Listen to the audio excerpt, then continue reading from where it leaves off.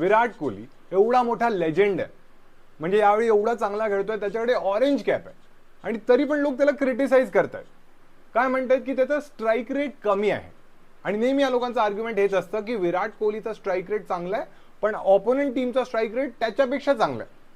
अरे त्यांचा तर असणारच ना, कारण त्यांना बॉलिंग पण आरसीबी वाले टाकतात.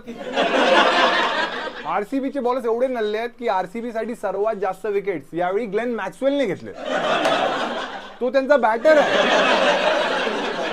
आणि ग्लेन मॅक्सवेल पेक्षा जास्त सिक्सेस मोहम्मद सिराजने मारले. तो त्यांचा बॉलर आहे. आणि म्हणूनच मला वाटतं विराट कोहलीला थोडं स्लो खेळावं लागतं, कारण त्याला माहिती आहे यार की तो जर लवकर आउट झाला तर लोएस्ट आयपीएल टीम टोटलचा रेकॉर्ड आहे 49 रन्सचा.